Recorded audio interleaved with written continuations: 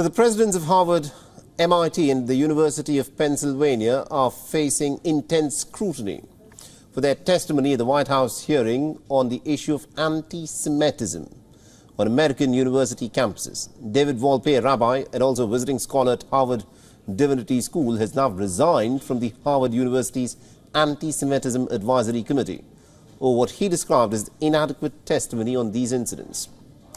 In a pretty long post on social media's platform X, WOLPE attributed his resignation to the painfully inadequate testimony of President Claudine Gay at the congressional hearing this week. The WOLPE further added that even though Harvard is valuable and a reputed institution with extraordinary minds, the system and ideologies grip far too many students.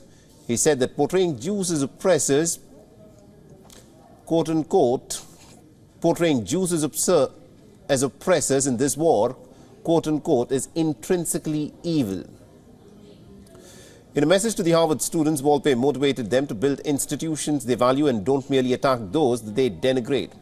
While WOLPE's resignation has now sparked some serious concerns about students' well-being and also a surge in youth activism on campus, this is what has got many of these people extremely worried, that the students are increasingly taking a more active role with political aspects of what is happening around the world. Now, when the New York Republican representative had asked directly if calling for a genocide is against the university's respective code of conduct, all three presidents of these universities had said that the answer depended, of course, on the context in which this question is being raised. Listen in. Does calling for the genocide of Jews violate Penn's code of conduct when it comes to bullying and harassment? Yes or no? It can be harassment. The answer is yes. And Dr. Gay, at Harvard, does calling for the genocide of Jews violate Harvard's rules of bullying and harassment? Yes or no?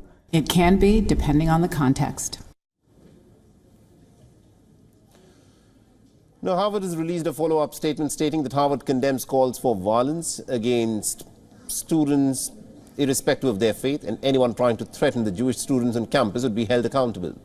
However, Harvard isn't the only school that is experiencing consequences. Ross Stevens, the founder and CEO of Stonebridge Asset Management, has said that the University of Pennsylvania could actually end up losing $100 million of gift if its president, Elizabeth McGill, did not step down.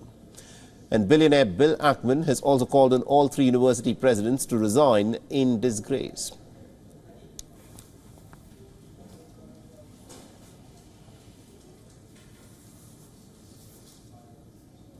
WION is now available in your country. Download the app now and get all the news on the move.